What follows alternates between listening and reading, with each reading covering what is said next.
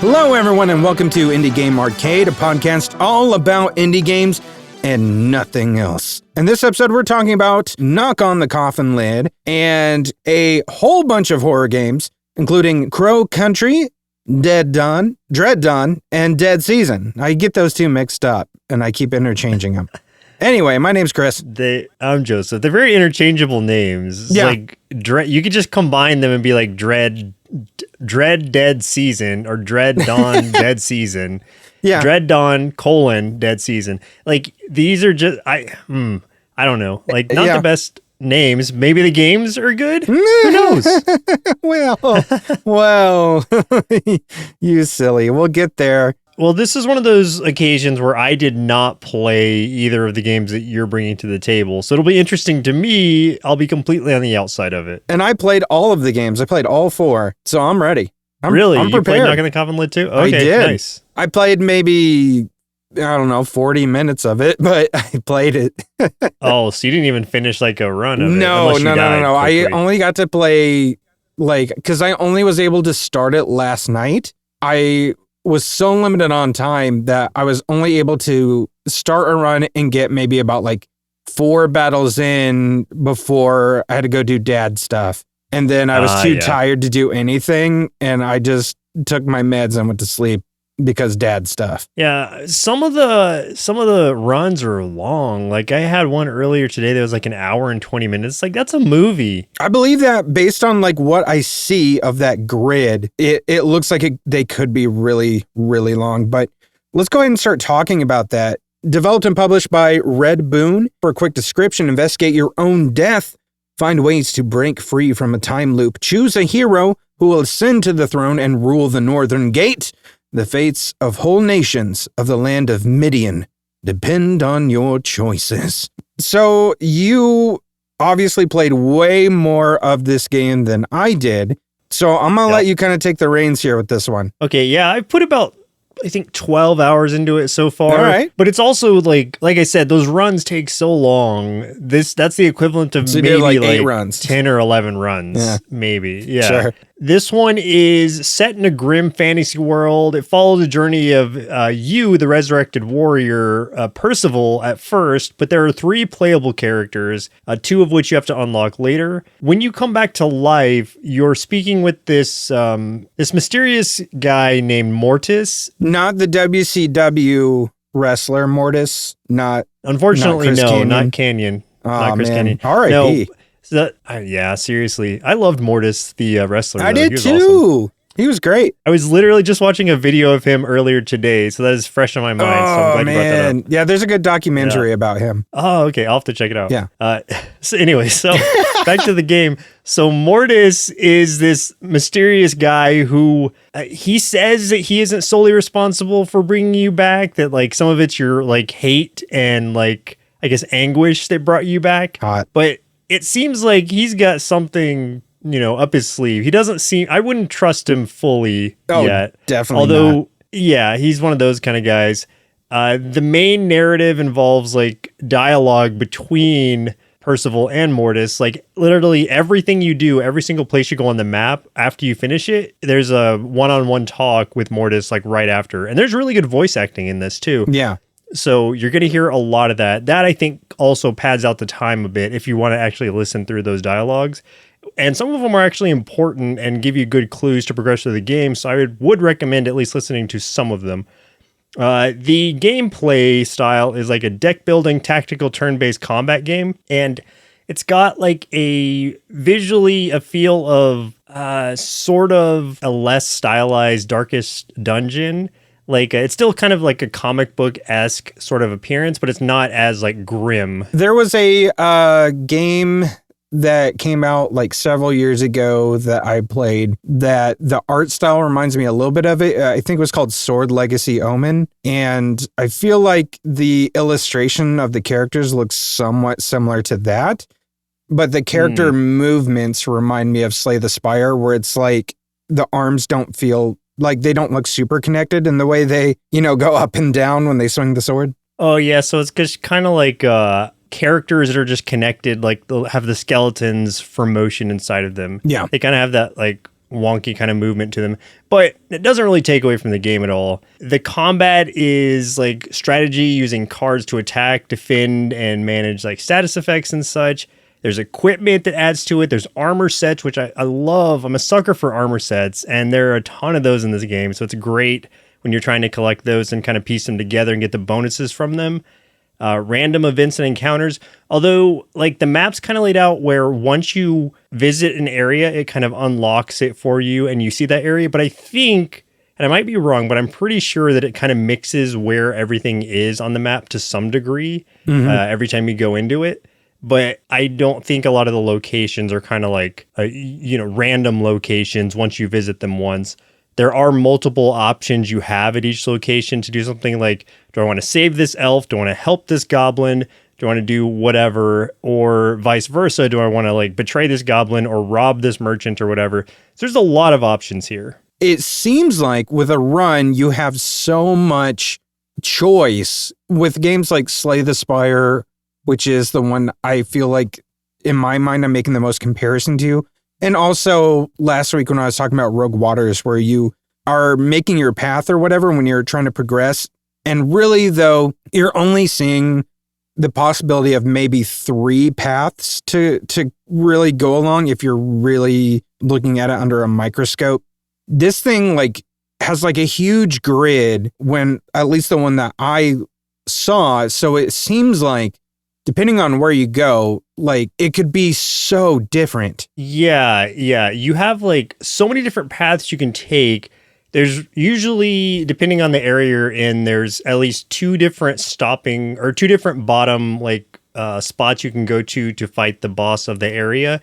So that map you're on, I don't know if you got to the second one or not. There's 3 different maps on each run. So on all 3 of those maps have that same kind of very like expansive choice driven kind of appearance.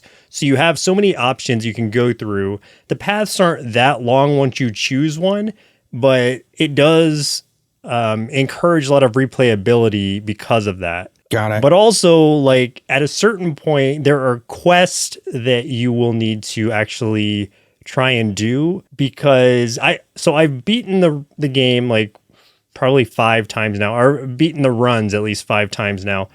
The first time you go through, it's like, okay, cool, I did this thing. What do I get for it? And then, of course, there's something after the boss, and you're like, oh, man. And then once you get your ass kicked by that thing, then it's like, okay, well, how can I possibly do this? And then it opens up a whole new branch of options where it's like, okay, now you have this quest. You need to find something to defeat this new challenge. And that's kind of what I'm stuck on now, because like there's so many different like options you have and different like, kind of things you can do. And so there's some mystery to it too. It's not like super straightforward, all of it. So it's like, okay, what do I need to do?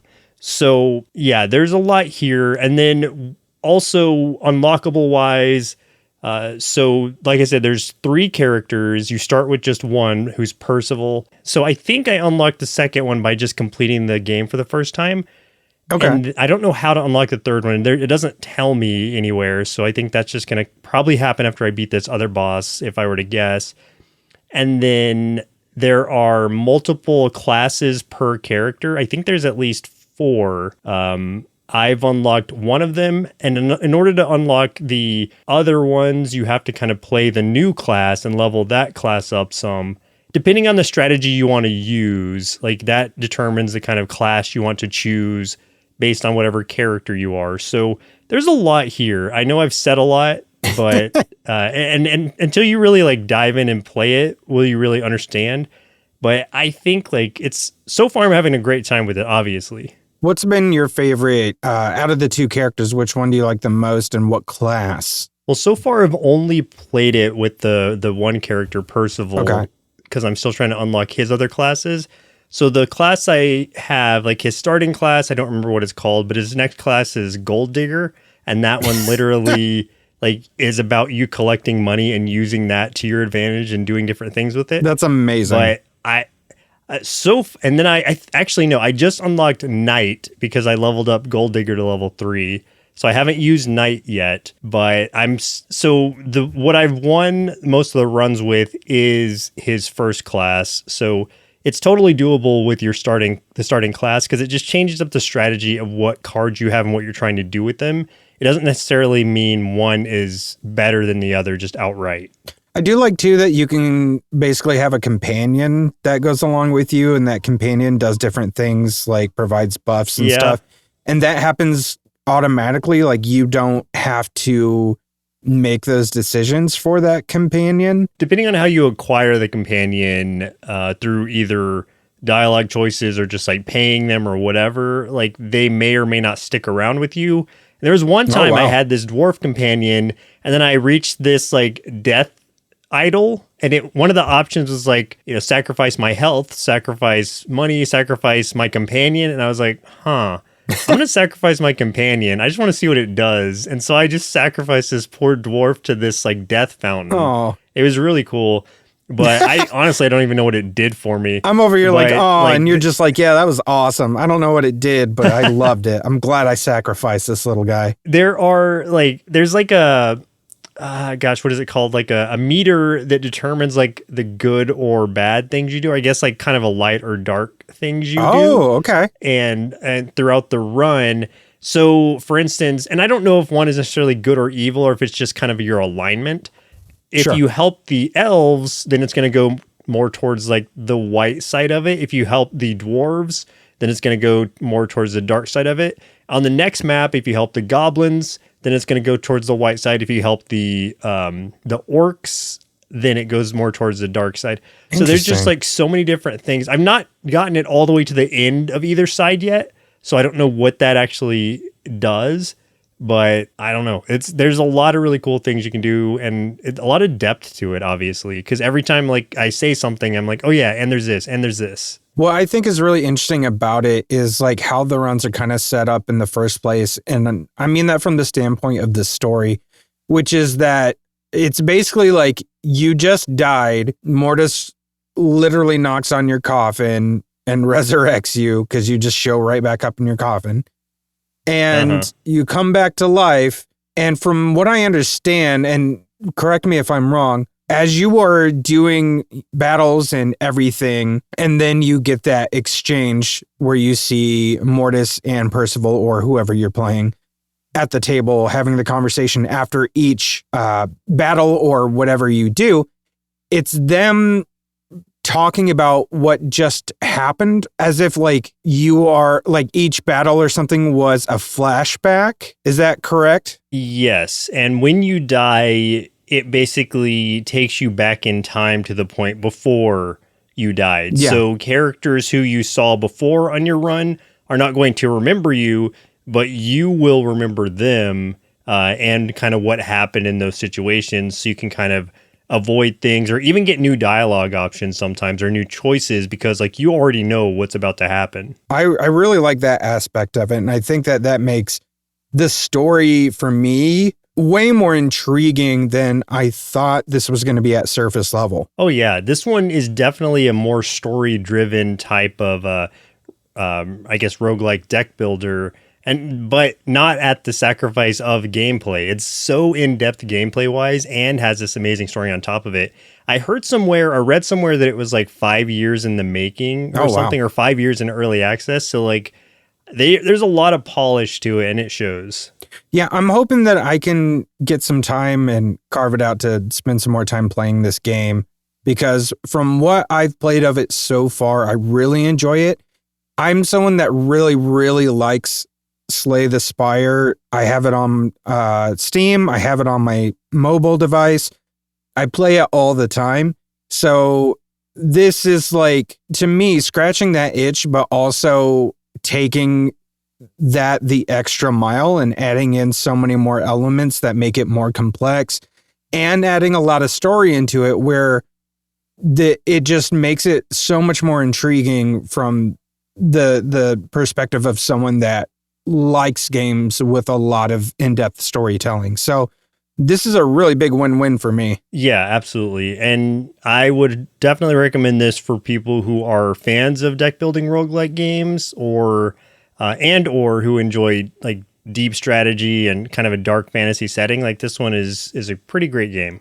The way that I was talking about Mortis speaking with you after each of the choices you make. There was one where I had unlocked this new like spot in one of the zones, and it was actually right in the first zone when I started. So it was flagged with like a crown on it, meaning it was like a quest item. So I went there thinking nothing of it. And it was just like really tough golem that just like two-shotted me. And I was like, how am I supposed to beat that?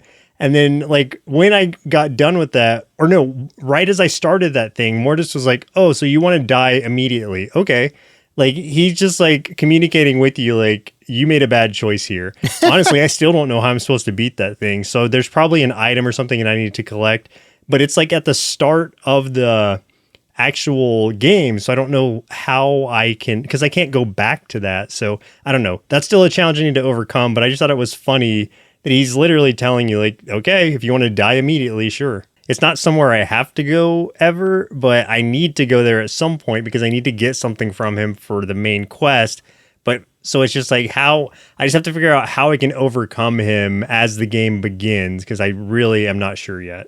You'll probably figure something out the more you play, and then, or at least like maybe you'll come up with some sort of tactic or combo of things that you're like, okay, the next time I get into this and start a run, like I'm going to go there and I think I know how to do it. Yeah, it'll be something like that. But that's what I really like about it is like it helps you to strategize like what you actually need to do to overcome these challenges. Yeah.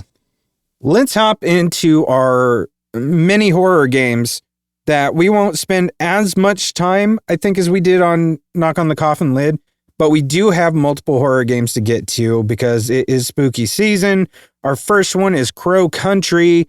This came out actually in May, I think, May 24th for PC and Xbox. And then it just released for PS4 and Switch on the 16th of October. This was developed and published by SFB Games. They also created Tangled Tower and Haunt the House. I do have both of those, though I haven't played Tangled Tower yet. I have played Haunt the House. It's a goofy little game and nothing at all like this game. Like the vibe is 100% different. So this is a real interesting departure. For a quick description, Crow Country is a survival horror intentionally designed to resemble early PlayStation games like Resident Evil and Silent Hill, in which players explore the defunct amusement park Crow Country to find objects, solve puzzles, and defeat monsters. The story of this is it's the year 1990. It's been 2 years since the mysterious disappearance of Edward Crow and the abrupt closure of his theme park, Crow Country. Special Agent Mara Forrest, who you are playing, is sent to investigate, but her presence stirs the evils within. This was one that you specifically wanted to bring to the table.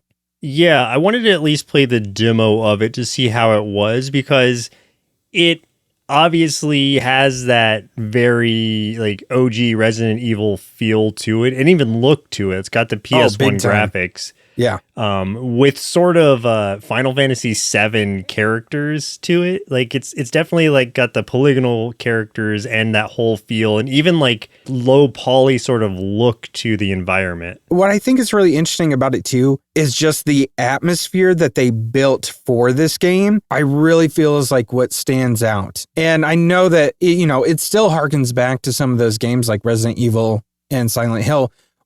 I've never played those games. I've literally only watched other people play them. So myself, I haven't experienced them. So I feel like I probably won't have the same amount of appreciation as someone that has played those games and loves those games. But as someone that just likes horror, I had a really good time playing this. And the demo is relatively short too, unless I just accidentally like sped run to the point that I got to, but Okay. Like it's so it's one of those things where it's survival horror, so your ammo's limited, you're like finding med packs and trash cans and things like that, and you're just looking around for anything you can to kind of stock up to make sure that you can survive this. Monsters are not necessarily like everywhere, at least not in the starting zone. They really kind of start to populate it after you get through certain areas. But like nothing is like running at you as of yet. It's all kind of like sombering creepily as you're trying to do something. The gunplay, like the firing is almost exactly like it was in those games, which has like this feel to it of like you're really manually having to aim this sight that you have, and it's not like going to snap to your target. It's not easy to aim it necessarily. So that kind of, to me, I mean, it absolutely throws back to those games, but also adds to kind of the dread or suspense of it, because you're like, when this giant spider creature's walking towards you slowly, you're just trying to like, get your aim on him at all. It kind of feels like it would if you were the character kind of shaking around, just trying to make sure you've got the aim in the right spot. So it really adds to the suspense of it for me. Especially when you got like the humanoid kind of baddies walking around. Yeah. Because it tells you in hints that you find in different clues and stuff hidden around the environment that you can do more damage if you like aim for the head. But because the aiming mechanic is kind of difficult, just because they are going with an aiming mechanic, like you said, that is very reminiscent of older games and doesn't snap to things. It isn't the most accurate. It is so hard to really, keep your sights on the head to get those headshots. So I felt like when I was encountering big enemies, I was pretty much using all my ammo just for one enemy to take him out. And then I'm like, crap, I got to run back to the car. I need more ammo. Yeah, so there are some modern conveniences that do help set it apart and make it not as harsh as the other ones were. Like ammo-wise, like you were just saying, you can run back to your car at the beginning of the zone and restock on your ammo. So it's not like it's limited, you just have nothing left. You might have to dodge a few things. So they at least give you that. To sure, there. Yeah. That big spindly guy, oh my goodness. Oh, that scared me the first time I saw him because he snuck up on me. That's what I wanted to ask you about. That piece of shit scared me so bad because I thought I was home free. I wasn't expecting anything. And then I get out there and then there's this big stick man. Oh my God, that scared the crap out of me. I was like either typing something into a key code thing or I was unlocking a door with a key. I don't remember which, but I was in the middle of doing something and you just like, I see this big leg like behind me and just something walking up to me and I'm just freaking out trying to like finish typing the code so I can run away. Yeah. Yeah, it freaked me out when I first ran into him. Yeah, it was pretty good. And I gotta say, for as low poly as this game is, because that's the aesthetic it's going for, they did a really good job of making it pretty scary. Like, I don't want to say that it was scary in the way a modern horror game sometimes is. Like, it's not terrifying or anything, but it's just you are constantly uneasy. And then things like that happen while you're on edge and they really throw you off guard and you panic. So it did a really good job of building that up. Yeah. Once you really just invest yourself into that like environment and you start playing the game and becoming a part of it, that's when it really starts to be effective. Like the sound effects going on, the low rumbles you hear sometimes, the noises that you hear, the noises are just like, I don't know. Yeah, I don't know what that is, but I know it's bad, and it's probably pretty close to me.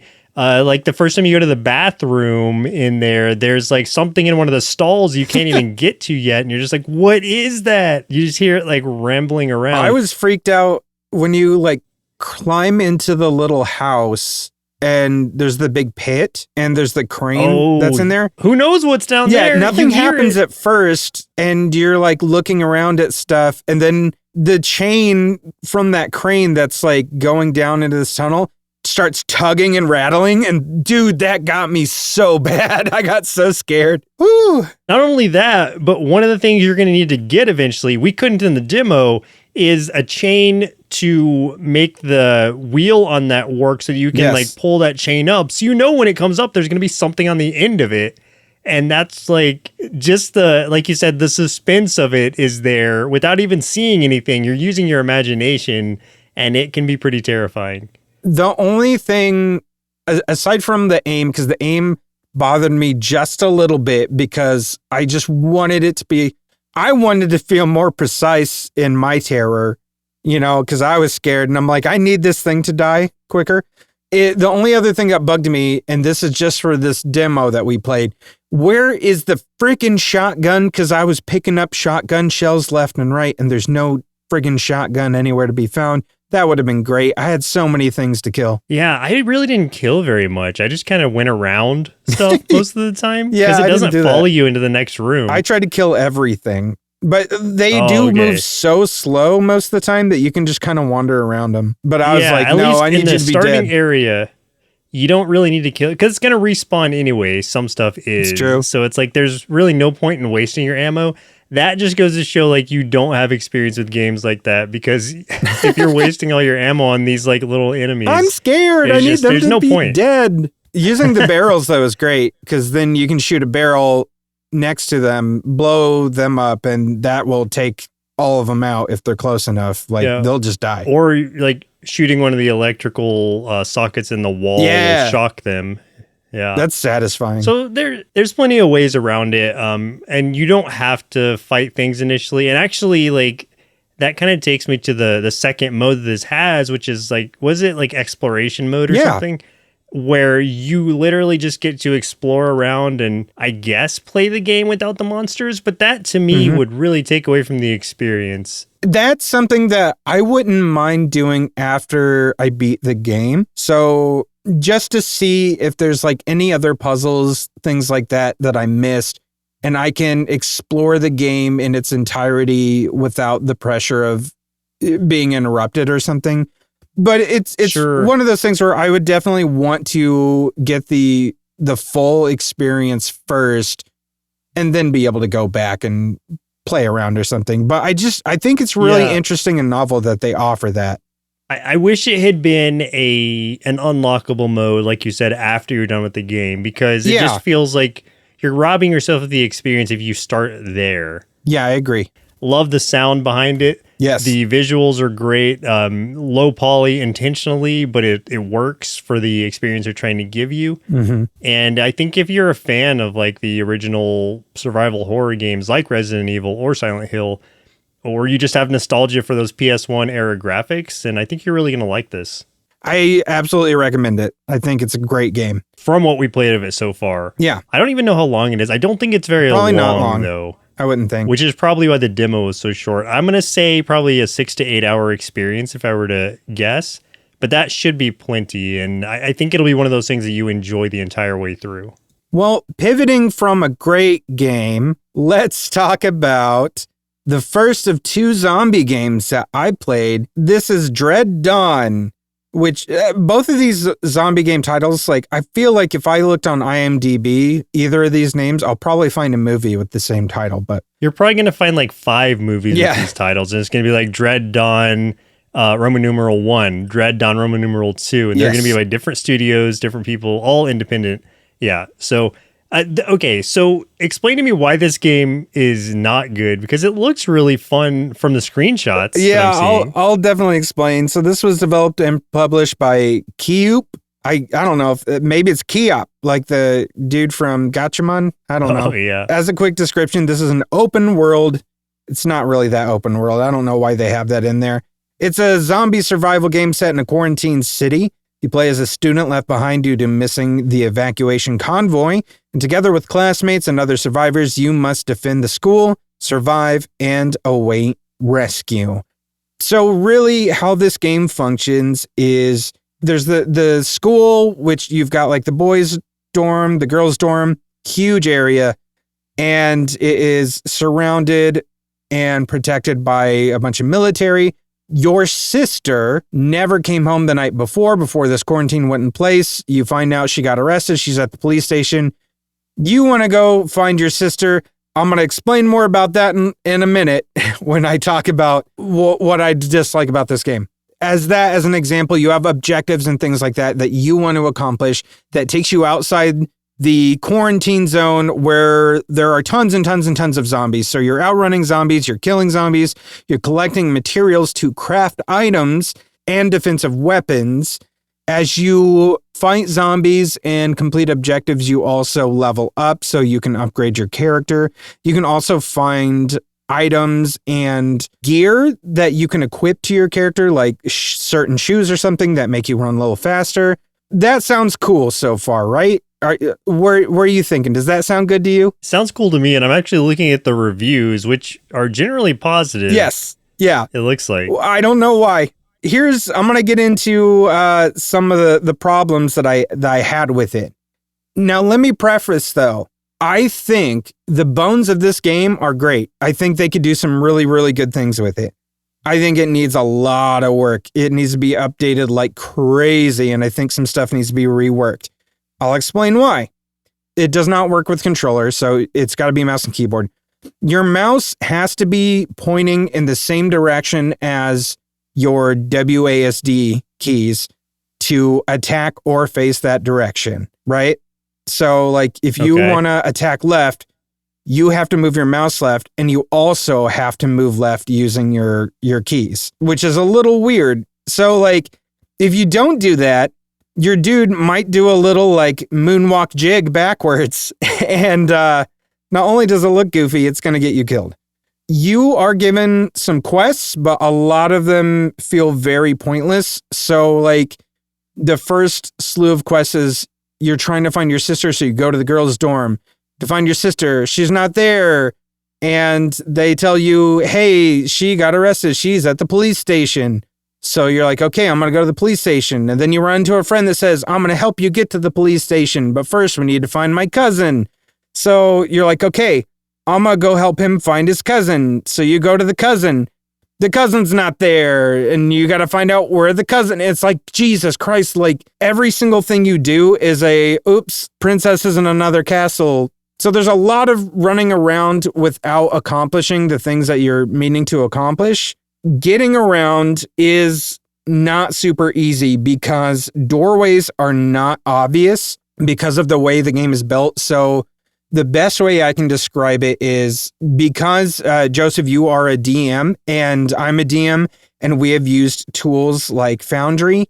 You know how that looks from like a top down.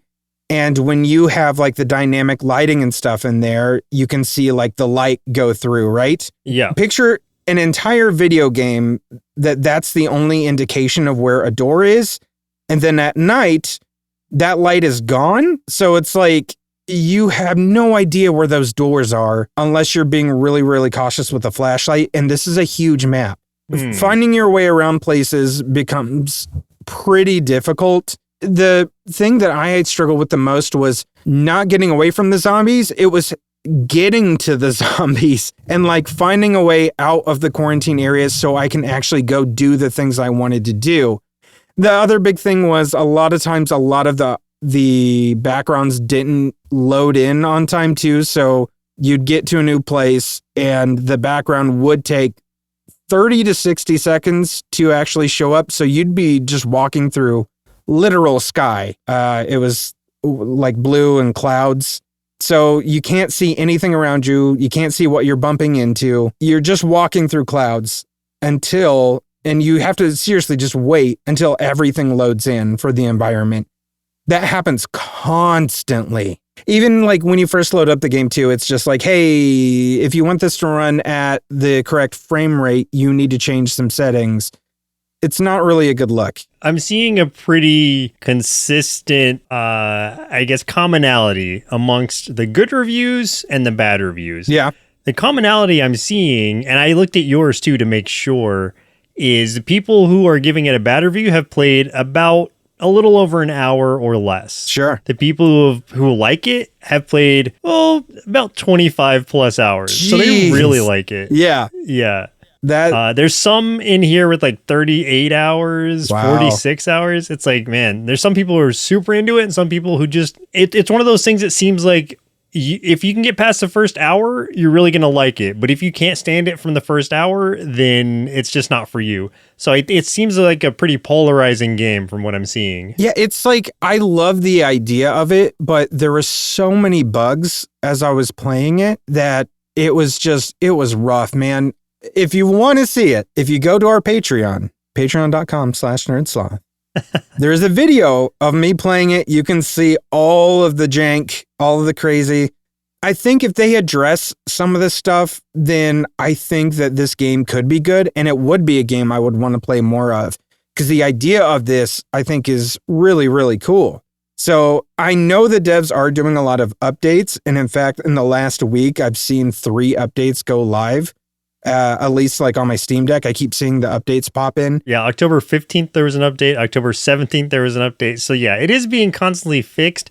So I guess I just want to push forward, and I haven't played this game, so I'm speaking completely from the outside, that these are our opinions, and I just don't want like people to not play this game and like kind of like take the thunder away from like Kiyup or whatever studio. Yeah. Like give it a chance if it sounds like it'd be interesting to you, because it seems like it's kind of a mixed bag from what I'm seeing. What's interesting is when I first started playing it, the Steam reviews were mixed, and that was like I think 5 or 6 days ago, and now the Steam reviews are skewing like way more positive. So I don't know what changed there. Well, it came out September 30th, so it's pretty new still. Yeah, so it's interesting. But let's get into the last game, which is also another zombie game. This is Dead Season. This was developed by Snailbite, published by Iceberg Interactive. And for a quick description, guide a group of unprepared strangers in their struggle to survive a zombie apocalypse. In Dead Season, a turn-based tactics game. Strategize to endure against relentless undead hordes, but beware, noise attracts more danger. This game... I do like turn-based tactics. I know you do, and you like zombies. This game has mixed reviews, but this is where I'm like, how these need to be flip-flopped, bud, because this game's real fun. It's really fun. Oh, okay, so you like this one. This game's real cool. So let me explain this one a little bit. This one, like I said, this is turn-based tactics based on objectives, like getting your group of survivors into a certain building, clearing it of zombies, boarding up the doors, finding supplies, going to a certain safety point on the map so that you leave the map, etc. You can scavenge for items to heal yourself or for new weapons. Because it is turn-based tactics, everyone has like a fixed amount of moves, like AP, so you can either, move so many tiles, or you can move a couple tiles and attack. That's basically basic combat and movement of this game. At the top of each round, once all your survivors, and you have 4, once they've completed their limited amount of actions or combat, and the zombies do the same, more zombies will spawn every time. It is endless. The zombie spawning never stops. You will never kill all the zombies. So that puts a lot of pressure on you. It's really interesting. And on top of that, anything that makes noise, like if you have a character with a gun, there is a noise meter at the top of the screen with 2 bars.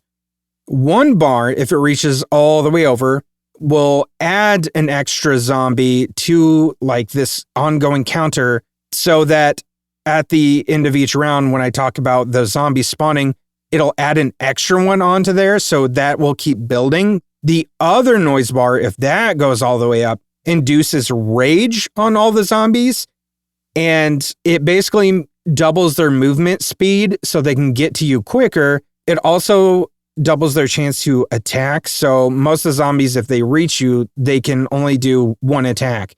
Now they can all do 2. So it's very much feels like a zombie film. If you get surrounded by too many of these guys, there's no way out of it. Like, you will get killed if you aren't careful with how you do everything. So to win, basically, once you complete all the objectives, sometimes it's just getting all your survivors to a certain point on the map. You survive the level, you move on to the next one, and it progresses this linear story.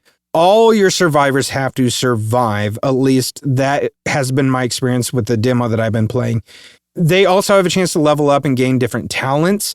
My favorite is Cold-Blooded, and the reason I like that is because when you take damage from a zombie, your character experiences fear. And when they have fear on them, what that does is it makes your chance to hit go down. So that talent reduces that fear by like 33%. A lot of people have said that they think the hit chance is really, really poor already. I don't think it is. I think it's pretty fair. If all your guys are getting attacked and they all have fear on them, then yeah, you're going to miss a lot because everyone's all freaked out. So having that talent is kind of a lifesaver. Yeah. It looks really good. The sound effects are really scary. I also have a video of me playing this up on our Patreon too, but there's this one moment, for whatever reason, this ear-piercing shriek just rings out while like I'm doing this level in this city block. I have no idea where it came from, but it scared the bejesus out of me. And it was like just really well placed. And different things can happen during gameplay too. Like as I got towards the very end of this one map, it was just one of those like, I gotta get from A to B. And when I get to B, we're scot-free, we're out of here, we can move on to the next level. I was trying really hard not to get that noise meter up, but as I started getting up there, a zombie like fell off the top of a building, landed on a car, and set off the car alarm. So that like shot the noise meter up like manually, and then all the zombies got rage, and then more zombies kept going because that car alarm kept going off every round. And I was like maybe 4 rounds of combat or movement from getting to the end.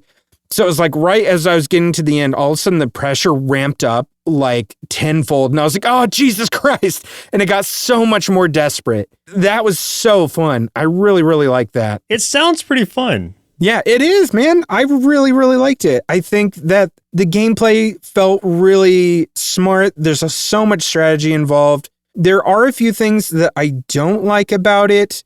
And I want to be really honest about those. I think the thing that sucks the most is in between levels, they do this thing that's like, they'll tell you it's like autonomous travel. Like your characters are moving for days on time from this point to this point, and resources get used or lost along the way. So you will randomly lose things, items or weapons that you have in between levels. And I think that sucks, especially if you just spent like in your last level or whatever round, if you spent like so much time trying to get to this one car to see if you could scavenge something out of it and you get this good weapon and you're like, oh, thank God I spent all that time. And just to lose it randomly before you get to your next destination, that feels like garbage. Yeah, so that's like a random roll kind of thing? Yeah, well, and you don't even see the roll. It just like you start the next level and it'll just show you what stuff is just gone out of your inventory. It'll just like cross it off and it disappears. Yeah, I think that sucks. I don't like that. Guns can jam and they got to be repaired to fire again. I mean, that's not that bad, but it does get a little obnoxious. Do you have any control over the guns jamming, or is that random too? That's random. It'll just happen. Oh, I don't like that. The other thing that I don't like is that, and I think I can deal with it, and they try to help it a little bit by giving you the option to fast forward a little. When it's the zombies' turn, you have to watch all of them take their turn, no matter like their proximity to you on the map. Like, to me, I would just, if I were building this game, right, I would show what's happening with all the zombies in your immediate field of vision and like move around whatever zombies that are still on the map, but don't let you see it because your characters can't see it. But it like your view pans to every zombie on the map and you see their movement. When there's a ton of zombies on that map, man, that takes a while. But they do let you like hold spacebar to like fast forward through that stuff so it speeds up. But I don't think it speeds up fast enough, man, because sometimes it feels like you're waiting a bit. I agree with you about like the ones that are in your immediate field of vision, you should be able to see. But if your characters can't see them, like you shouldn't be able to watch them because that kind of, I get that like maybe there's some strategy that you want to set up to that, but I don't think you should be able to. Like if you can't see them, you can't see them. Exactly. I think that slows down the gameplay a bit. And I think it is to the point of letting you be able to plan tactically because like you can kind of see through buildings and stuff. They let you on your turn, you can move your field of vision all around the map. You can see into the buildings. You can see how many zombies are in there, where they are. so that you can plan, like, maybe I want to send 2 people through this doorway, 2 people through this doorway. They'll meet in the middle and take everything out in between, which I understand the merits of that. And I think that is fine and fair. And, you know, it is what it is. However, I feel like it would be a little bit more interesting the other way, when it's like you get into that building and you don't know what's in there until you get in there. So I would like appreciate have some that. fog of war or something. Yeah, exactly. The fog of war idea, going back to like our DM talk from from earlier, I think that would go a long ways, and also reduce the amount of waiting. That's one of my favorite parts about DMing, especially on Foundry, is like I can hide things from the players. And so when they open a door, like what they're seeing is what they see for the first time. They don't know what's in there. And so the shock that I get to hear sometimes when they open the door and there's like a huge group of enemies, there's like, oh shit, what have we done? Like that's the kind of surprise that I would want for myself in a game that I'm playing. Those things aside, I absolutely would recommend this one. I think Dead Season's really cool. The turn-based part of everything feels really good. I think that is enjoyable. If you like turn-based tactics, this is one that you're going to like. You know, there are a few things that could use a little bit of quality of life improvements, but overall, I think this is a pretty solid game. And out of the 2 zombie games, absolutely the one to invest in if you really want to play a zombie game this season. And it came out on October 8th, so it's still relatively new as well. So there's room for patches.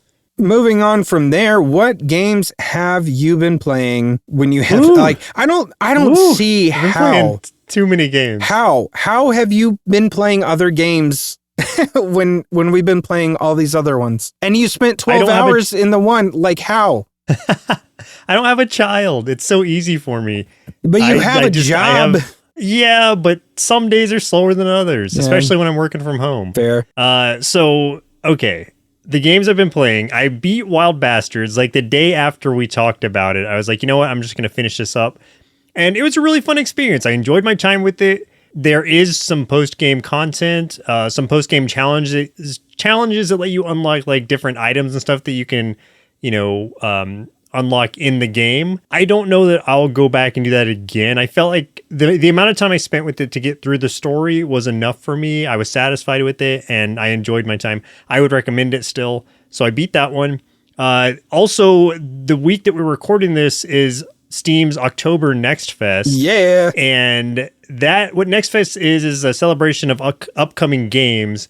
So there's like hundreds of demos to try out. Oh my God. I did not try out hundreds, but I did try out quite a few. So I'm going to start from the top because I think some of these will still be playable demos too, even though Next Fest will be over. Anton Blast I played, which is like a fast-paced, explosive action platformer with a focus on kind of destruction and running through things. It reminds me of, if you think about the game Boogerman, but like amped up to an 11. Just it's got that kind of like crudeness to it, that graphical style. I love it. God, what is that pizza one that came out recently? Like it's very reminiscent of that. Pizza Tower. Yes, Pizza Tower. So it's like that speed-wise, except you're destroying everything as you're running through it. Cool. That one, I think you can play like the first 2 levels of it, which I did, and it was really fun. AI Limit, if you're a Souls-like fan like myself, it's a post-apocalyptic like ARPG with Souls-like feel to it.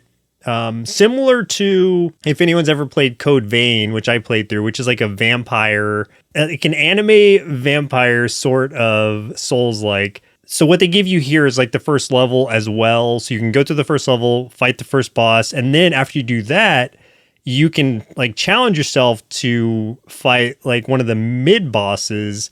So they have this thing that opens up called like boss challenge mode. So that it levels you up to like level 100 or something and gives you like a bunch of different items that you can choose through so you can see what kind of stuff you like. And then it just kind of drops you in to fight this boss. That boss took me so long to beat, but it was so satisfying once I understood it, once I got the feel for it. Because I think this is a great idea because like when you play through a Souls-like game, especially for the first time, like the first level of it is really just your tutorial and it's a very basic one at that.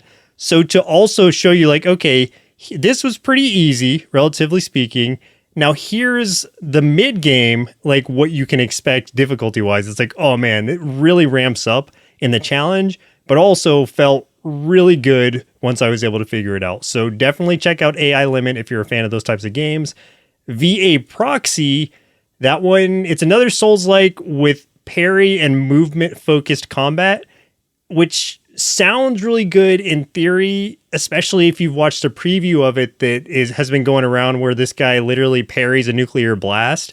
Like that sounds awesome. Yeah. And it looks really fun, but the controller support is really like wonky. Like you can't even get into the game with a controller. Like you can move the menu stuff around, but you can't like push A or X or whatever or anything to make it actually go. You have to push E on the keyboard. And then at that point, you can go and play with a controller. But then if you try to go to the like start menu, you also have to press E to confirm things on the start menu. So it's like a really weird mix. I think obviously that's something they can fix. And this is just a demo, so that's a small gripe, but something to keep in mind if you're trying the demo out and you just can't figure out how to get into it. Just press E on the keyboard and it'll work.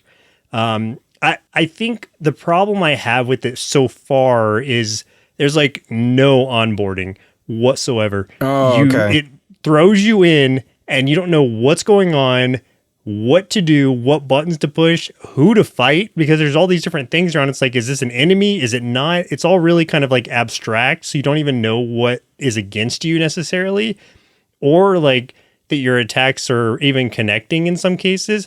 So it felt really floaty to me. Maybe it's something that will be really cool once I understand the actual mechanics of it.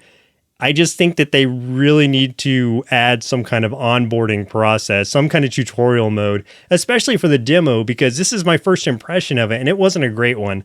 So check out that one and see what you think. But I'm telling you, like, you'll probably feel the same way I do. The next one I tried was Spirit X Strike or Spirit Strike, however you say those things. Yeah, I feel like this one, no matter how you say it, you're probably wrong. Because I feel like someone's going to ridicule you for saying the X, and then someone else is going to make a Reddit post about you saying the X.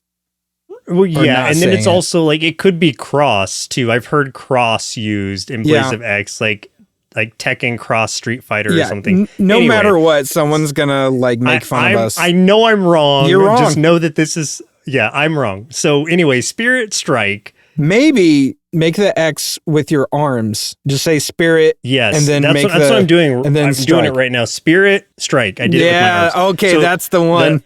That sounded good. Yeah, I did it. I got it right. Finally, it felt good. I could feel that energy. This one, third-person action-adventure game with a heavy focus on fist fighting, which is.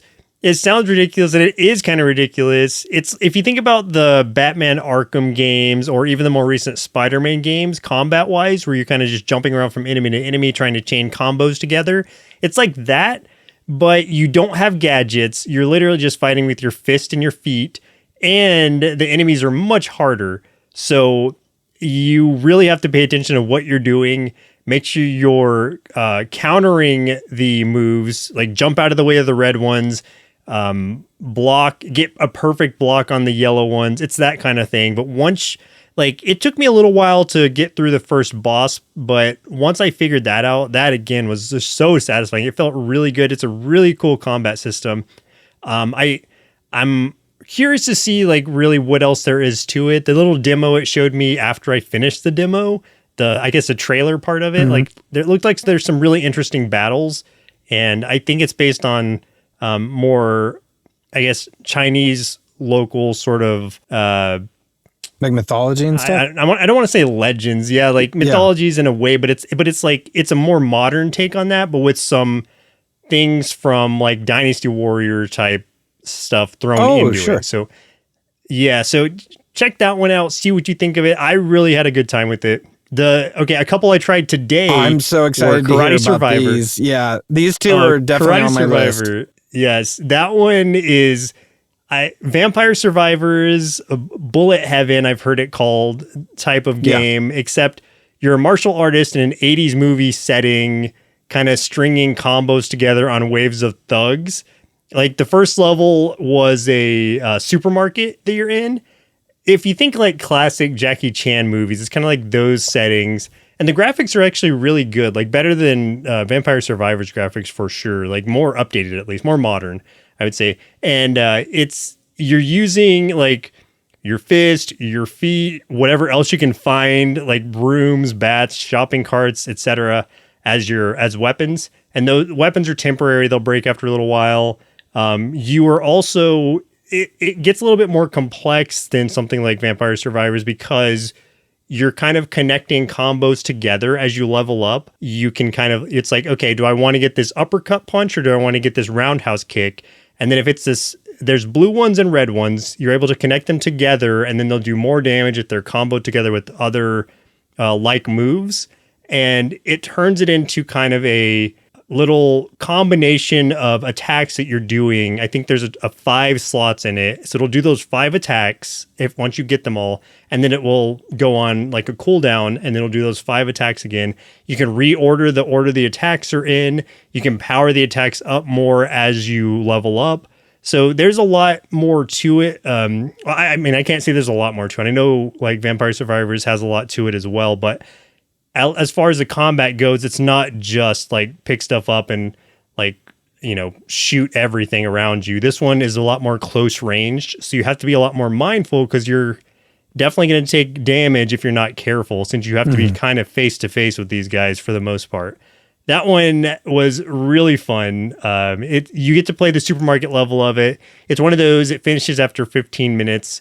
And I survived the 15 minutes, and then I was excited to play more, but unfortunately, that's where it locked me out after the demo was over. Oh. So I'll pick that one up for sure.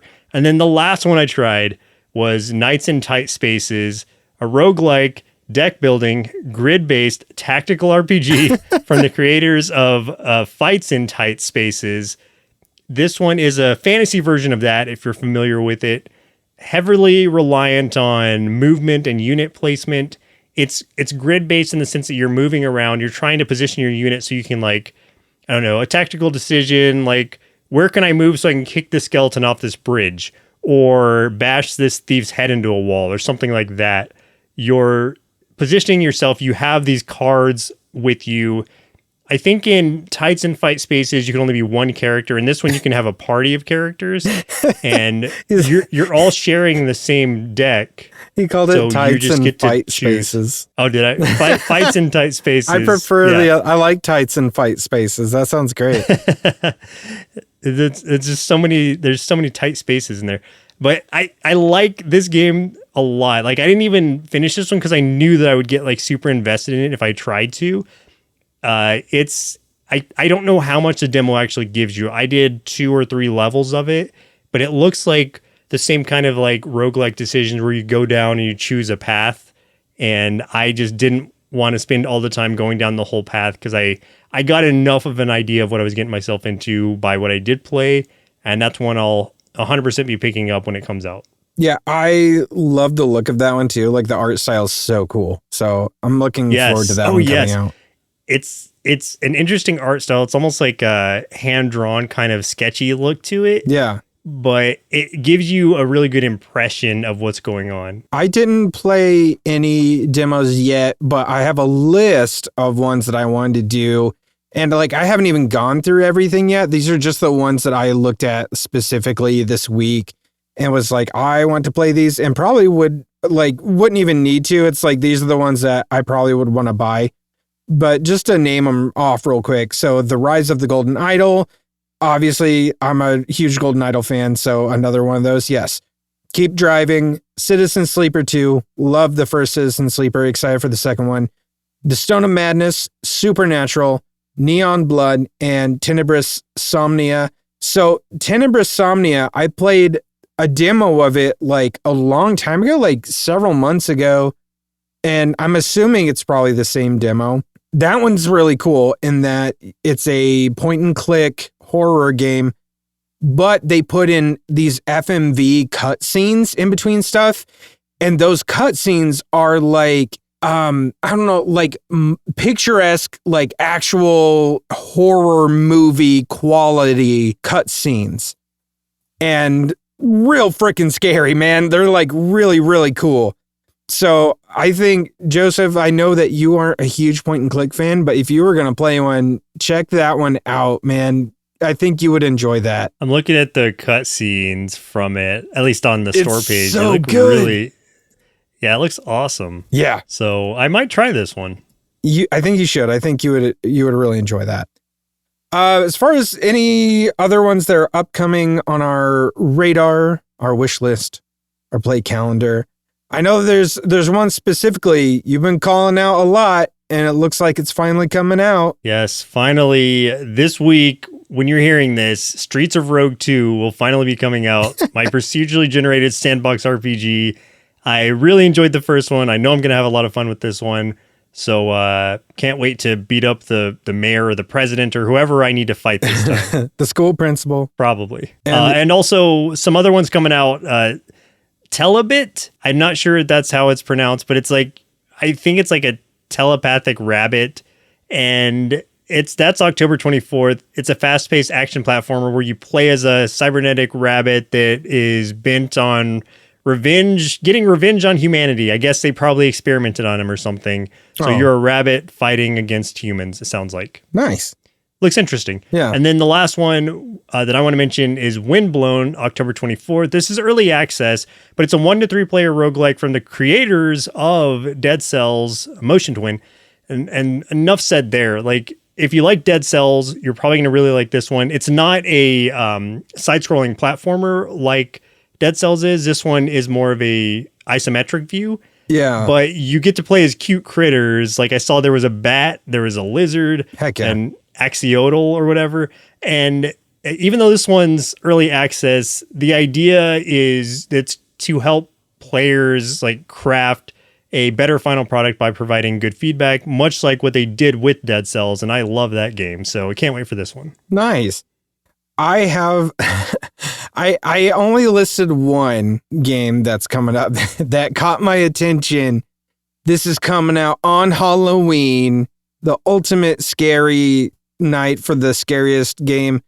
This is totally Spies Cyber Mission. Why? Dude, here's the thing. Don't hate on Totally Spies. That cartoon Totally was Spies great. It was a great show. It was a great show. Why would they? I'm looking at the game. Why are they releasing this on Halloween? I have That's no idea. Very strange to me. Why on Halloween? I have no idea. But the game does look kind of cute. I don't know that. Like, I don't think it's one that I'm gonna be like, oh, I can't wait to get my hands on it. But I am interested to see how it plays.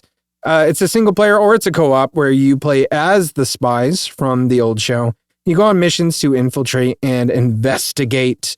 So lots of puzzle solving, lots of stealth, all that kind of stuff. So something like silly, something fun. I just thought it was really interesting. I had no idea they were making this game. And then I saw it and I was like, I have to mention this right now.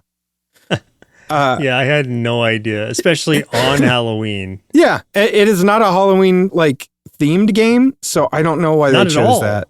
But in fact, if it's themed around anything, it seems to be themed around boba tea more than anything, the way they talk. So I think there's a boba tea game coming out soon too. Oh, maybe it'll play into it. Maybe the boba tea game maybe it's like a spiritual successor to this game. Who knows? It's called Call of Boba. Whoa. It's a cozy pixel art adventure about saving a struggling boba tea shop. Probably not related, but I like the sound of that, and that does sound like something I would check out, to be honest. And you play as a cute penguin, so it's I'm in. It's a win-win. I'll wish list that right now. Actually, I'm going to wish list this too. Anyway, go on. Few horror games if you want to play right now. These are just my recommendations for games that I've played in the past. I talked earlier about The Park. That is a fun one. It is a puzzle solving walking sim in a haunted theme park where you play a mother looking for a missing child. It is not for the faint of heart. I'm just going to let you know there's a little bit of a controversial ending there. So just, be prepared, but it's fun. It's pretty creepy.